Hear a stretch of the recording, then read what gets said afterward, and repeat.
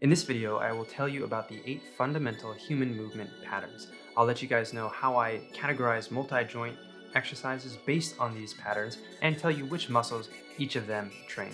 Dr. Goodin here, back with another lecture. At the bell. Here we go.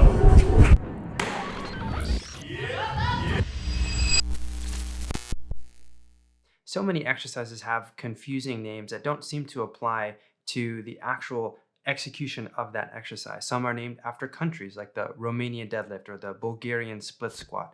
Others are named after people like Arnold presses or Cossack squats. And still others have actually semi-descriptive names like the barbell back squat or the single arm dumbbell row. Now, those are just the names of the exercises. To add another level of confusion, there are a lot of different ways to categorize exercises. You can categorize them based on the implement that you're using. Let's say it's a barbell versus a dumbbell versus a resistance band versus body weight only. You can categorize it based on the muscle groups that are being trained, like the pecs or the quads or the glutes. However, there's a lot of carryover and crossover between these different categorizations. You can do a barbell back squat, so that's a barbell exercise. It's also a quad exercise, but is it a glute exercise if your glutes are also involved in a barbell back squat? Furthermore, you could categorize exercises based on their intended outcome. Let's say that it's a strength building exercise like a deadlift or a power building exercise like a power clean. One system that cuts through the complexity of exercise names and categorizations is to categorize movements based on their relation to the 7 fundamental human movement patterns, which are squatting, hinging, lunging, pushing, pulling, bracing, and locomotion. Let's talk about each of these. We'll go over some exercise variations that fit into each of these categories and tell you which muscle groups train them. The first one to talk about is the squat. I think a lot of us know what a squat looks like, but we're not just talking about the barbell back squat or a dumbbell squat. We're talking about the squat movement pattern, which is similar regardless of which implement you're using or which variation of squat you are performing. Most squats begin with your feet about shoulder width or slightly wider apart, toes turned slightly outward so that there is some external rotation at the hips.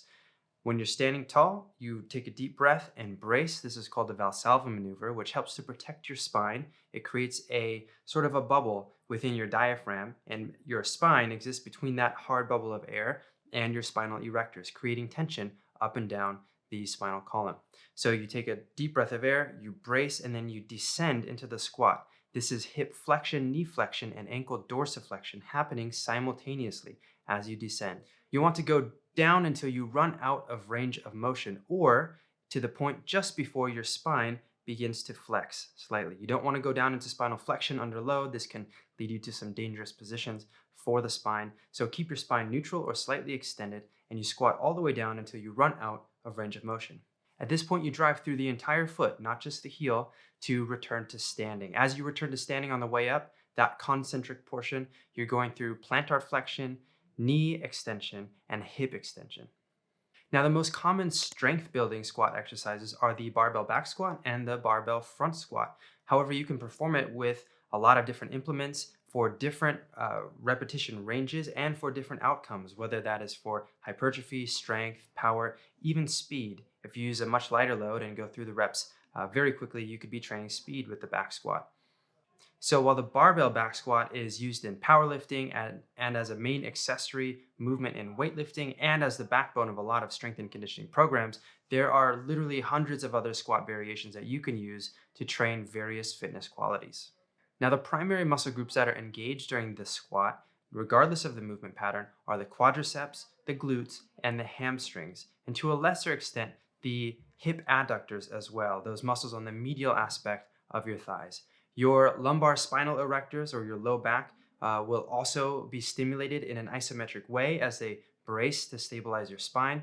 And if you're going fairly heavy or if you're using a front squat variation, you might also be taxing your upper back musculature as well as you struggle to maintain that upright posture. The next fundamental human movement pattern is the hinge or the hip hinge. This involves hip flexion while keeping the torso neutral. You want to think about pulling your chest down towards the floor and pushing your hips or your butt back towards an imaginary wall behind you. You want to keep your knees slightly unlocked but straight. Feet should be about shoulder width apart, perhaps slightly closer. And as you descend into the hip hinge, you'll be feeling a massive stretch in your hamstrings. If you feel this, then you know that you're doing it correctly. The whole time, you should keep your chest proud, shoulders pulled back, and your chin in a neutral position. Now, once you reach the end range of motion and you feel that massive hamstring stretch on the way down, you want to push through your entire foot, maybe biased slightly towards the heel side, but push through the entire foot to engage the posterior chain musculature, the hamstrings and the glutes, to leverage your body back up to standing position. The biggest mistake I see in hip hinging is that people initiate that movement back up, that concentric portion, with their spinal erectors, pushing into hyperextension of the lumbar spine first, instead of keeping the spine neutral while you engage the glutes and the hamstrings to leverage the body back up to the standing position. Now, the most common strength building exercises for the hip hinge movement pattern is definitely the deadlift, followed by the Romanian deadlift, which is kind of like a deadlift, but you just start from the top and you keep your knees mostly straight, right? They're soft, similar to what I just explained, and there's less knee flexion and therefore less quad involvement when compared to the deadlift. We also have the trap bar deadlift, which is a slightly more squatty variation of the hip hinge, where we actually have more knee flexion than the traditional deadlift. And because of this, this is favored by a lot of athletes or coaches who coach athletes because it's a more upright position, and it might transfer into jumping and cutting movements a little bit better. It's also easier to teach somebody a trap bar deadlift, usually, than it is to teach them a straight bar deadlift. Of course, there are many other deadlift variations and other hip hinge variations with different implements, whether they are barbells, dumbbells, specialty bars, resistance bands, or even just your own body weight, perhaps with a single leg at a time. Now, the primary musculature engaged in a hip hinge will be the glutes and the hamstrings, as well as the lumbar spinal erectors. The spinal erectors will be hopefully contracting isometrically, meaning that they're not changing in length, as they work to hold the spine stable and in a nice neutral or slightly extended position. You may also feel soreness in your upper back and lats after you engage in a heavy hip hinge session. Maybe it's heavy deadlifts or heavy Romanian deadlifts. You'll also be engaging your transverse abdominis, your rectus abdominis, and your other abdominal muscles as you brace hard during heavy lifting, similar to squats. The next movement pattern is the lunge. This is the third lower body movement pattern that we've talked about, but this one, instead of being a bilateral movement, is a unilateral movement, meaning that the different sides of your body are doing different things at the same time. You want to begin by standing tall and upright with your feet together, and then you take a medium-sized step forward, not too big so that you're overreaching, but not too short either so that you're underreaching. You want to take a medium step forward and then descend with your back knee traveling towards the ground. You descend vertically, and your front hip will be going through flexion while your back hip is going into maybe either neutral or slight extension. Both knees are flexing, and your back ankle will be dorsiflexing. Now, as you descend towards the ground, you want your back knee to gently tap the ground. Don't slam it down, but gently tap the ground as you control your body weight and whatever external load you have. Control it down, tap the knee, and then drive back up through the front leg and return to standing. You can do forward lunges, reverse lunges, side to side lunges. You can even do split squats, which is a type of lunge where your feet are planted, but you have one foot in front of the other, and you stand in place as you slowly lower that back knee towards the ground, tap it, and then drive back up. For most lunge patterns, you want to think of 80% of that work being done by the forward leg and about 20% being done by the rear leg. Now, the most common lunge exercises that you will see are dumbbell lunges. You can hold the dumbbells either in a goblet position if you have just one dumbbell, or one at each side, or a unilaterally loaded dumbbell lunge where you hold a dumbbell just on one side or the other. These are also called suitcase lunges, like you're carrying a heavy suitcase. You can lunge forward in a walking pattern or lunge forward and then return back to the original position. You can do reverse lunges. I really like reverse lunges because they tend to put less stress on the patellar tendon. You can also do lateral lunges, right? Moving in the frontal plane. Aside from dumbbells, you can of course load these with any other implement that you like, whether that's barbells or a specialty bar or even resistance bands. Now, the primary muscles that are used in the lunge are very similar to those used in the squat. We have the quads, the glutes, and the hamstrings. Now, there's less low back involvement of those spinal erectors than there is in the squat, because in the lunge, we tend not to load it with a barbell on the back. But even if you do, it's probably going to be a lighter load than you're squatting, because now it's a unilateral movement, and because the torso stays more upright during the lunge. You can bias the movement more towards the quads by remaining upright and taking slightly shorter steps so that your knee travels forward a little bit with each step, maybe up to or just past your toe on that forward leg. You can bias it towards the glutes by having a slight forward inclination of the trunk, and you can bias the movement more towards your hamstrings by taking a slightly larger step and staying upright with each repetition. Now, you'll also find that during heavy lunging, especially with dumbbells, that you'll be taxing the forearm and grip muscles as well as the traps and the shoulders potentially, just depending on how heavy you go and how heavy those dumbbells are as you hold them in your hands. The next movement pattern is the push. Now, pushing comes in two flavors, vertical pushing and horizontal pushing. Vertical pushing movements like the overhead barbell press tend to put more emphasis on the deltoid musculature, whereas horizontal pushing movements like the barbell bench press put more emphasis on the pecs. Now, in a vertical pushing movement with an implement like a barbell or a dumbbell, you'll want to start with the load right in front of your clavicles or slightly in front and above your clavicles, in front of your neck, and you want to drive it straight up, keeping your elbows stacked underneath your wrists. As you push up into shoulder extension and elbow extension, you're actually going to bring your chest forward and through. If there's a barbell, you'll need to get your head out of the way as you push through so that you're ending with the implement actually kind of behind the top of your head, right? So if here's the top of your head, the barbell is going to be slightly back from that as you push the chest through and open up into that full shoulder extension and thoracic extension at the top of the movement. And again, this puts more of the strain and that stimulus for growth and strength on the deltoids as compared to the chest in a horizontal pressing movement.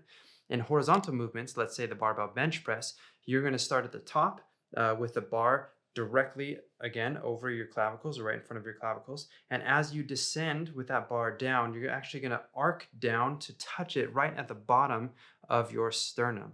You want to touch it to the chest with every single rep, keeping the shoulders back and the chest out. And then you drive it up and then back to that starting position. So the bar is back vertical over your clavicles. And again, you're going to be, of course, lying on a bench for this. Now, the most common pressing movements or pushing movements are, of course, the barbell bench press, the barbell overhead press, also called the military press or strict press. We also have dumbbell variations of both of those movements. You can use those to train for strength or for size or for power if you're pressing very quickly. We also have things like the push press or the push jerk or the split jerk, which are derivatives of weightlifting movements to generate the force with your lower body and then finish through with the upper body. It's a good linkage between lower body force development and upper body force development. And of course, we can use other implements as well, whether those are resistance bands or our own body weight in something like a push-up or a handstand push-up. And as I mentioned, the primary muscles used in the vertical versus the horizontal pressing movements are slightly different. They both use the triceps to a great degree for elbow extension, and overhead or vertical pressing movements use the lateral deltoids, really all heads of the deltoids, but the lateral specifically, as well as the upper fibers of the pec. Horizontal pressing movements also use the tricep, as well as more of the anterior deltoid and the entirety of the pectoralis muscle. Of course, you can do an incline bench at various degrees to target specific areas on the pectoralis because we have that fan-like pronation angle of that muscle. So we can alter the inclination of the bench to really target specific muscle fibers. Now with vertical pushing, we also, through that top range of motion, we also have activation of the trapezius, particularly the upper and mid trapezius, as they stabilize and upwardly rotate your scapula to reposition the scapula and get that glenoid fossa in position for the humerus to go fully overhead. Okay, so we've talked about squatting, hinging, lunging, and pushing. Now we're on to pulling, the fifth fundamental movement pattern. Pulling is just the opposite of pushing. Instead of pushing the load away from your body, now you're pulling it towards your body or pulling your body towards a fixed implement. Again, this comes in two flavors, horizontal and vertical. Vertical movements are things like pull-ups and chin-ups or a lat pull-down. Horizontal pulling movements are things like a seated cable row or a bent over barbell row or a single arm dumbbell row. Now in vertical pulling movements like the pull-up, you want to start with your shoulders fully extended and elbows fully extended. Activate the lats as you are pulling your body up to the bar, going through shoulder flexion, but also shoulder adduction, right? Pulling the forearm towards the midline, that's adduction. as you flex the elbows. It's kind of easy to overpower pulling movements with just your biceps if you're not used to engaging your lats and your upper back musculature. So be sure that you're also pulling from your back. You can really feel this if, let's say that you're doing a dumbbell row. Instead of thinking about pulling the weight to your chest, think about driving your elbow straight back. That will help you to place some of that mind muscle connection, divert it away from the bicep and more towards your lats and the rhomboids and the traps as they move your scapula to get into that good pulling position.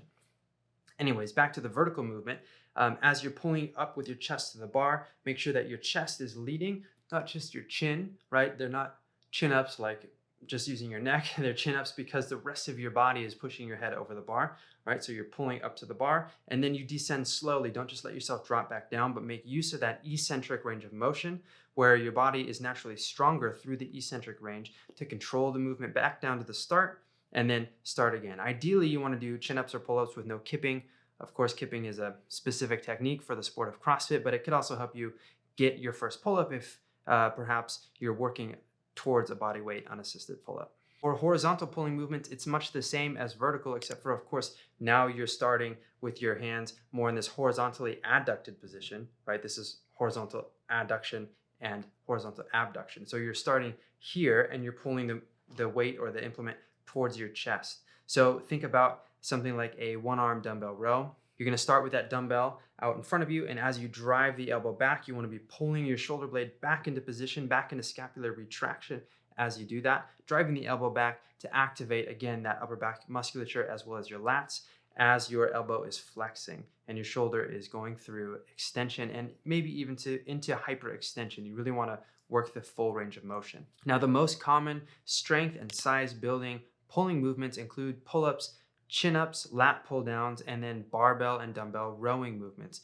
Of course, like everything else, we can also use resistance bands and even some body weight movements as well. The primary muscles that are worked during the pulling exercises are the biceps brachii and the other elbow flexors, as well as the latissimus dorsi or the lats, which extends the shoulder as well as adducts the shoulder, and the upper back muscles that connect to the scapula, so like the rhomboids and the upper and the middle and the lower trapezius muscles. Now, the second to last movement pattern I want to talk about today is bracing. The midsection and the core, its primary function is to brace and transmit force from the lower body, which starts at the ground at the foot, and then transmit it all the way to the upper body for complex daily movements or sporting movements. Think of throwing a ball or blocking a tackle or starting to sprint. All of that force generation occurs in the lower body, but has to be transmitted up the kinetic chain. And if you have a weak or soft core or midsection, that force is just going to be lost and you'll be inefficient. You'll be generating all this force with the lower body, but not really going anywhere. You'll just be spinning your wheels. Now, the core works in two fundamental ways. The first is to resist movement. That's really where the bracing comes in. It resists that movement so that it's inflexible and the force can transmit through it. The other way that it works is like any other muscle, and that's with a concentric and eccentric motion, whether that's a twisting movement or a bending movement. So we really want to train the core in two different ways: isometrically, like in a plank series, front planks, side planks, etc., and isotonically, things like crunches and Russian twists or med ball rotational throws, those types of things.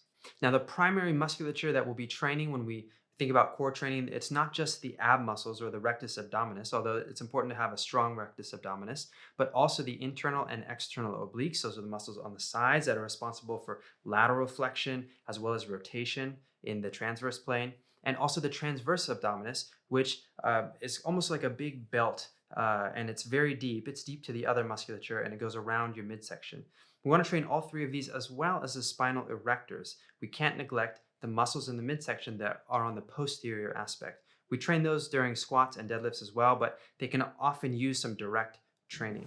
So locomotion is the last fundamental movement pattern to talk about, and this involves any type of cyclical movement that gets you from point A to point B, right? This could be walking, running, riding a bike, swimming, carrying something heavy. It could be jogging, sprinting, anything that involves a repeated cyclical pattern.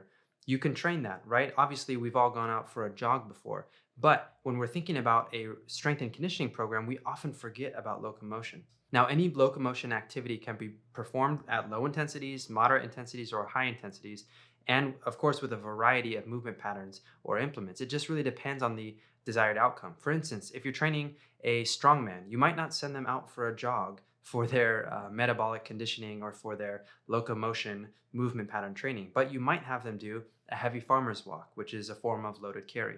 For a soccer athlete, you might also do farmer's walks, or you might send them for some hill sprints after the session, or as a secondary session for that day later on. It's important not to forget locomotion, because even though a lot of our athletes get that in their sport, if you're training a general population client, or if you yourself, maybe you're a weight trainer, weightlifter, bodybuilder, you might not be incorporating any sort of actually functional training into your program. And so by adding some sort of a loaded carry or a sled pushing type of activity into your program, now we're taking the strength that you're developing in the gym and we're translating it into more of a functional pattern that you can use in daily life. Also, it helps us just not ignore the conditioning component of strength and conditioning. It's not just all about moving weight in the gym, but there is also a conditioning component that we have to be aware of for most of our clients and athletes that we're working with. So there you have it, the 7 fundamental human movement patterns: squats, lunges, hinges, that was out of order, push, pull, brace, and carry. If you incorporate all of these into your weekly training program, then you'll be sure to be hitting every major muscle group and moving through all of the functional patterns that your body has at its disposal. Now, not every exercise neatly fits into into one of these categories. For instance, clean and jerk, that's multiple movements tied together. And is the clean pull, is that a hinge or is that a squatting movement? However, most traditional lifts fit into one of these 7 categories. Now, you don't have to do all of them in a single day. Instead, focus on 3 or 4 each day and then alter them as your training week goes on. For instance, maybe you have a 4-day training split. On day 1, you do squats and pushes. Day 2, you do hinges and pulls. Day 3, you're back to squats and pushes, but maybe now you also have a lunging exercise. And then on day 4, you have some bracing work and locomotion as well. Maybe that's kind of like a core/metabolic circuit day. There's a lot of different ways you can divide up your training and make sure that you're hitting all 7 of these movement patterns in a given training week. Now, if you want more content like this, then you can check out my strength and conditioning playlist that I have here on YouTube, or some of the other kinesiology playlists on my channel. Make sure that you guys are subscribed, hit the bell if you want notifications, which I highly recommend, and stay tuned for more strength and conditioning and sports science videos coming your way soon.